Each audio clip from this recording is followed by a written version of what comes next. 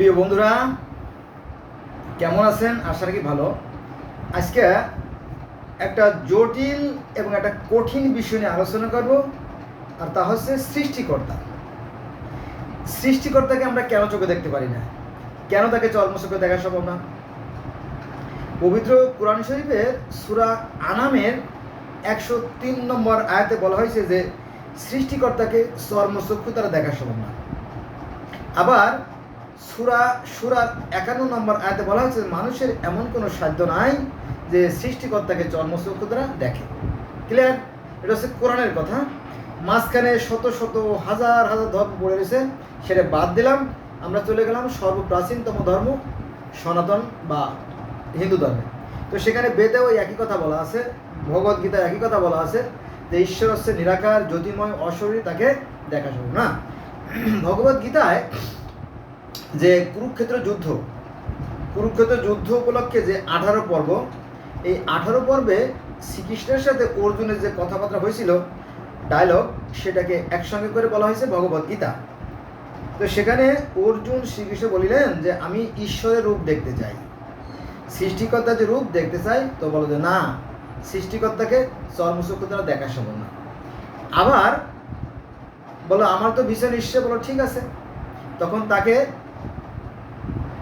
কি করা হলো? অন্তর্চক্ষু, জ্ঞানের চক্ষু দান করা হলো, যেটা কোরআনে আছে, যেটা বেদেও আছে। তার মানে কি একই কথা বলেন। এখন সৃষ্টিকর্তা যে আছে সেটা আমি কিভাবে বুঝবো? সেটা হচ্ছে তিনি আছে, সব কিছুর ভিতরে আছে, সর্বত্র আছে, সবসময় আছে, শক্তিরূপে আছে। একথা কারা বলে? বিজ্ঞানীরা, সায়েন্টিস্টরা বলে যে এই যে বিশ্ব ব্রহ্মাণ্ড, শুধু পৃথিবী না, গোটা বিশ্ব ব্রহ্মাণ্ড যে সুশৃঙ্খল ও সুনিয়ন্ত্রিতভাবে পরিচালিত হচ্ছে, নিঃসন্দেহে এর পিছনে একটা শক্তি আছে। সেই শক্তিকে বিভিন্ন মানুষ বিভিন্ন ডাকে। আমি এখন আর কি বা বলবো। এই যে আমার সামনে দেখেন, এই যে আমার সামনে কিছুই আছে, এই দেখেন ডিম। এই ডিমের পরে যদি আপনার নির্দিষ্ট পরিমাণ তাপ পড়ে, তাহলে কি হবে? এখান থেকে প্রাণীর সৃষ্টি হবে। আবার যদি এই ডিমটাকে আছাড় দিয়ে ভেঙে ফেলান, তাহলে ভিতরে যে ডিমের অংশ থাকবে সেটাও কিন্তু আপনার জীবনী শক্তি হিসেবে কাজ করে। মানে কি, এই ডিমটা যদি আপনি খান, তাহলে আপনার আয়রন, ক্যালসিয়াম, ভিটামিন, জিঙ্ক, দস্তা, গোল্ডের এই পরিপূরক। তার মানে এর ভিতরে কিন্তু শক্তি আছে। আপনি এই ডিমটাকে খেলে কাঁচাও খেতে পারেন, ভেজেও খেতে পারেন। তাহলে এই খাদ্যটা আপনার পাকস্থলীতে গিয়ে এটা কি হবে? প্রথমে পরিপাক হবে, পরিপাক হওয়ার পরে সেটা এই রাসায়নিক শক্তি পরে যান্ত্রিক শক্তিতে পরিণত হবে। ফলে আপনি কথা বলতে পারবেন, হাঁটতে পারবেন, বসতে পারবেন, চলতে পারবেন, তাই না? এর মধ্যেও শক্তি আসে। তার মানে কি, জীবন আসে জীবন থেকে। এই ডিমের ভিতরে জীবনী শক্তি আছে, আবার এই ডিমের মধ্যেও জীবনী শক্তি আছে। দেখেন, এটা একটা মুরগির ডিম, এটা একটা মুরগির ডিম, তবে অনেক রকমের। আবার এইটার মধ্যে জীবনী শক্তি আছে, এর মধ্যে প্রাণ আছে। আপনি প্রচণ্ড গরমে কাজ করছেন, আপনার হিট স্ট্রোকের মতো অবস্থা, স্ট্রোক করে মারাও যেতে পারেন। আপনি শরবত খাবেন, শরবত, অথবা আপনার ডিহাইড্রেশন শুরু হয়ে গেছে, আপনি শরবত খেলে আপনার জীবন রক্ষা পেতে পারে। এই পানি আপনার জীবন রক্ষা করে, জানেন তো? স্যালাইন জীবন রক্ষা করে, তাই না? আবার এই যে একটা আছে দেখেন, অনেক, এটাও কিন্তু পৃথিবীর মতোই। দেখেন পৃথিবীটাও গোল, আর এটাও গোল, সবই গোল গোল গোল গোল গোল। তারপরে আসেন এই যে লটকোল, কালকে রাত্রে লটকোল খাইছিল, এই দেখেন এই যে লটকোলের খোসা, এর মধ্যেও আছে জীবনী শক্তি। এটা মানুষের প্রাণ বাঁচাতে সাহায্য করে। কাঁঠালের বিচি হাতের কাছে যা পাইছিলাম তাই নিয়ে আসলাম আর কি। এর মধ্যেও আছে প্রাণ শক্তি, জীবনী শক্তি, এর ভিতরে আছে জীবনী শক্তি। বুঝবে না যারা মূর্খ, তারা বুঝবে না অবশ্য, যাদের জ্ঞানীদের জন্য আর কি। জানেন তো আমরা পৃথিবীতে যত, এই যে পৃথিবীতে, গোটা পৃথিবীতে যে গাছ আছে, এই পৃথিবীতে যত গাছ আছে, এই গাছ যদি এইগুলো না দিত, তাই না? যদি এই গম দেখা যায়,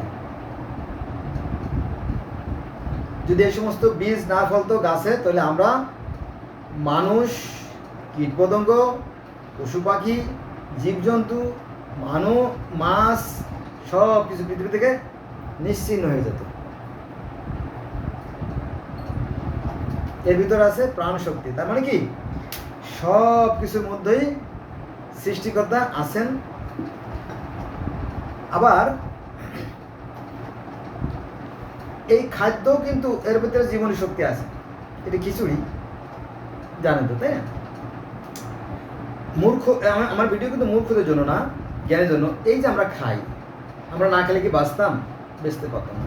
এই খাদ্যটা যখন আমাদের পাকস্থলীতে যাবে, তখন এটা পরিপাক হয়ে যে শক্তিটা আমরা পাবো, সেই শক্তিটা বিভিন্ন শক্তি কাজে লাগবে, তাই না?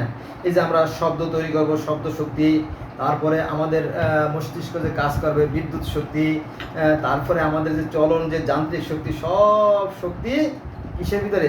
এর ভিতরে আছে। আর এই শক্তিগুলো কোত্থেকে আসে? সূর্যের তাপ থেকে আসে, তাই না? যদিও এখানেও আছে, দেখেন। বাহ,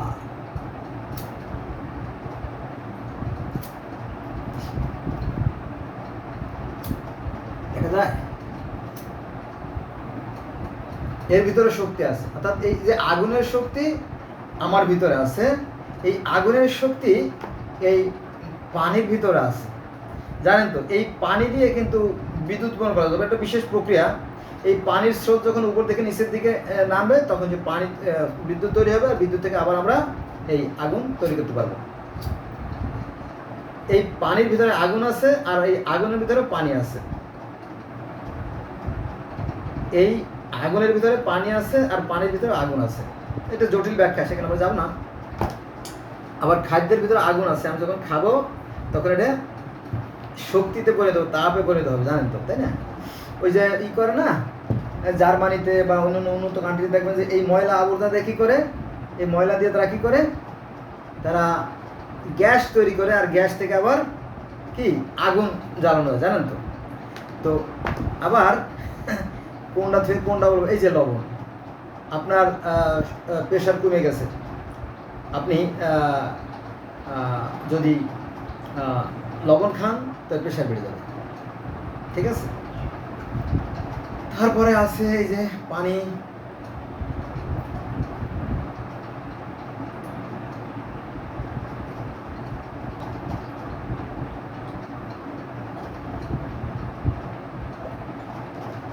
নাই,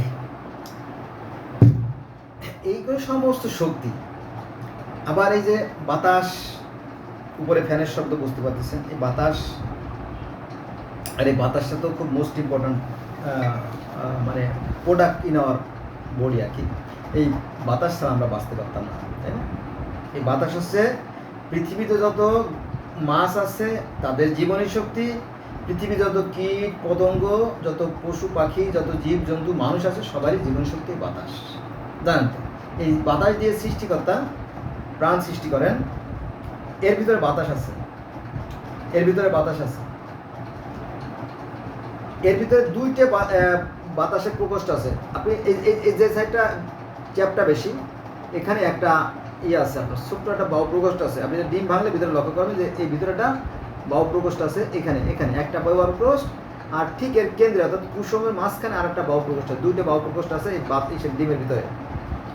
এবার প্রত্যেকটা ডিমের ভিতরে দুটো করে বায়ু প্রকোষ্ঠ থাকে। ঠিক মানুষের মধ্যেও ঠিক বায়ু প্রকোষ্ঠ আছে, জানেন তো? ফুসফুস বায়ু প্রকোষ্ঠ, আর বাইরের বায়ু প্রকোষ্ঠটা আছে, বাইরে থেকে আমরা বাতাস নিচ্ছি। অতএব আমাদের ভিতরে একটা প্রকোষ্ঠ থাকার কথা না, তাই না? আসলে আমরা এই প্রকৃতির সন্তান, সৃষ্টিকর্তা আমাদের ভিতরে আছেন, আর আমরা সৃষ্টিকর্তার ভিতরে আছি। এটা জটিল ব্যাখ্যা, আমি বারবার বলতেছি, মূর্খদের জন্য না, মূর্খরা এগুলো বিষয় বুঝতে পারবে না। এটা কোরআনের কথা। এবার কোরআনে আসেন, কোরআন তো আর আপনি অস্বীকার করতে পারবেন? আল্লাহ বলেন, আল্লাহ থাকেন মানুষের কলবের ভিতরে, আল্লাহ থাকেন মানুষের সাহায্য ডগের চাইতে নিকটে। যদি দুই ব্যক্তি উপস্থিত থাকে তো মনে করবো যে তৃতীয় জনের সঙ্গে উপস্থিত আছে, আর যদি তিন ব্যক্তি উপস্থিত থাকে চতুর্থ জনের সঙ্গে উপস্থিত আছে, আর যদি চার ব্যক্তি উপস্থিত থাকে তাহলে মনে করতে হবে যে পঞ্চম জনের সঙ্গে উপস্থিত আছে। তুমি যেদিকে তাকাবা সেদিকে আল্লাহর দিক, সামনে পিছনে ডানে বামে উপরে নিচে যেদিকে তাকাবা সেদিকে আল্লাহর দিক। তুমি যেদিকে তাকাও সেদিকে আল্লাহ দিকে, এটা কোরআনে আছে কিন্তু। অর্থাৎ যারা কোরআন শরীফ জানেন তারা বলে আমার কথাগুলো কাটবেন না, ঠিক আছে? আচ্ছা, আমি বলছি কিনা খেয়াল নাই যে বিজ্ঞানীরাও একই কথা বলে যে এই যে বিশ্ব ব্রহ্মাণ্ড সুশৃঙ্খল ও সুনিয়ন্ত্রিতভাবে পরিচালিত হচ্ছে, নিঃসন্দেহে পিছনে শক্তি আছে, সেই শক্তিকে জগতের বিভিন্ন মানুষ বিভিন্ন ডাকে, তিনি তাকে সৃষ্টি করেন। এই কথাটা আছে বেদে যে সৃষ্টিকর্তা একাই ছিলেন, পরে তিনি চিন্তা করলেন আমি পশু প্রজার সৃষ্টি করব, আমি একাধিক হব, আমি বহু হব। তখন তিনি কি করলেন, তিনি নিজেই হস্ত, পদ, কর্ণ, নাসিকা, গৃহা, ত্বক সব কিছু সৃষ্টি করে ভিতরে আত্মারূপে প্রবেশ করলেন। এটা আছে বেদে আছে।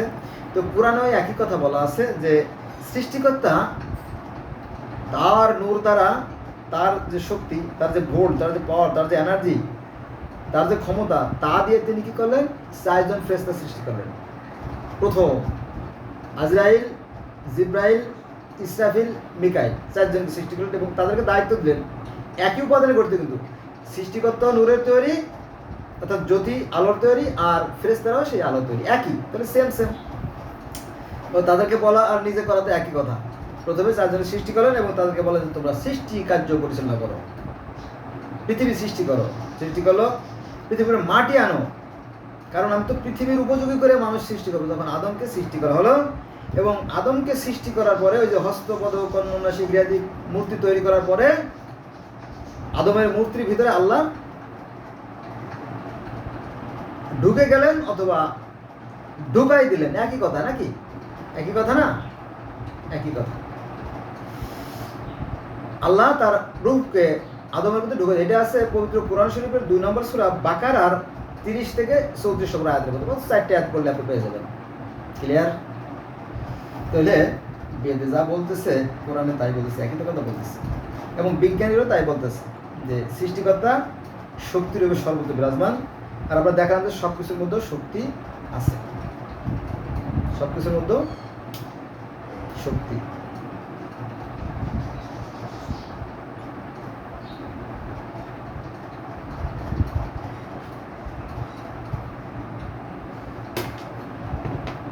সব কিছুর মধ্যে শক্তি আছে, সব কিছুর মধ্যে শক্তি আছে। বন্ধুরা, পানি তো খেয়ে ফেলাইছি, তাই না? পানি তো আর দেখানো যাবে না। একটু বিট লবণ দেখাই, এর মধ্যেও শক্তি আছে। বিট লবণ। তাহলে সৃষ্টিকর্তা আমার ভিতরে আছে আর আমি সৃষ্টিকর্তার ভিতরে আছি। ক্লিয়ার? এটা তার খেলা। হ্যাঁ, তারই খেলা। তিনি কারো মুখাপেক্ষী নন, তিনি তার আপন মনে খেলে যান। আর তিনি একটু ব্যতিক্রম ধর্মী স্রষ্টা, কারণ তিনি এটা স্পর্শ করেন না। এই যে ডিমটা, এই ডিমটা যদি আপনি বালিশের মধ্যে রাখেন ফুটে বাচ্চা বের হবে। আপনি যদি কাঠের গুঁড়ির ভিতরে রাখেন তাহলে ফুটে বাচ্চা বের হবে। আপনি যদি তুষের ভিতরে রাখেন ফুটে বাচ্চা বের হবে। আপনি যদি ইনকিউবেটর মেশিনে রাখেন ফুটে বাচ্চা বের হবে। ঠিক আছে? খুব জাদুকরী জিনিস, ঠিক আছে? প্রাণের উৎস। এটা ভাঙ্গে ফেললেও ক্ষতি নাই, ভাঙ্গে ফেললেও এর মধ্যে প্রাণ শক্তি থেকে যাবে। ওই যে বললাম সব কিছুর মধ্যে শক্তি আছে, তিনি শক্তি রূপে সর্বত্র তিনি আছেন। তাকে দেখা যায় না, তাকে ধরা যায় না, তাকে ছোঁয়া যায় না, কিন্তু তিনি আবার আছেন। আমার এই যে দেহটা দেখছেন না, এই যে আমার দেহ, আপনার দেহ পঞ্চভূতে গড়া দেহ, আবার পঞ্চভূতে বিলীন হয়ে যাবে। তবে কিছু কিছু উপাদান ধ্বংস হবে না, যেমন প্রাণবায়ু, সেটা তার অর্থাৎ আল্লাহর কাছে চলে যাবে। যদি ভালো আত্মা হয় তাহলে সে যাবে ইল্লিনে, আর মন্দ আত্মা হলে সে যাবে সিজিনে। আপনারা দেখছেন না, কৃষক, গোটা পৃথিবীতে কৃষক আছে না? গোটা পৃথিবীতে কৃষক আছে। কৃষকরা যখন ফসল ফলায় তখন কিন্তু 2 শ্রেণীর ফসল পায়। একটা আছে কি ভালো, আর একটা আছে মন্দ। দেখেন, এই ডিমটার সাথে এই ডিমটা কিন্তু বড়, এই সাদা ডিমটার সাথে এই ডিমটা একটু বড়, তাই না? আমি তাহলে এই বড় ডিমটা এই করব, তাই না? তাহলে কৃষক যখন ফসল বুনে তখন দুই প্রকার ফসল হয়, একটা আছে হৃষ্টপুষ্ট শ্বাস, ভিতরে শ্বাস আছে, ভ্রূণ আছে, আর একটা ফসল দেখা গেল যে তার ভিতরে ভ্রূণ নাই, অথবা পোকা খেয়ে ফেলছে, তাই না? পোকা মানে শয়তানে কোনো একজন মানুষের ক্ষতি করে দিয়েছে, ভিতরে খালি শয়তানি বুদ্ধি, সেই শয়তানটাকে আল্লাহ জান্নাতে ঢুকাবে? ঢুকাবে না। এই আর কি, দুইটা। সৃষ্টিকর্তার কাছে কোনো ধর্ম বলে কিছু নাই, তার কাছে আছে আপনার ভালো আর মন্দ। আর এই কথা কোরআনে বলা আছে, এটা আছে পবিত্র কোরআন শরীফের সূরা আল বাকার আর ৬২ নম্বর আয়াতে। যারা সৃষ্টিকর্তায় বিশ্বাস করে, যারা সৃষ্টিকর্তায় বিশ্বাস করবে এবং সৎ কাজ করবে, তাদের জন্য আছে পরম সুখের স্থান জান্নাত, সৎ কর্মীদের জন্য। আর এই যে আমরা যে কলেমা পড়ি, লা ইলাহা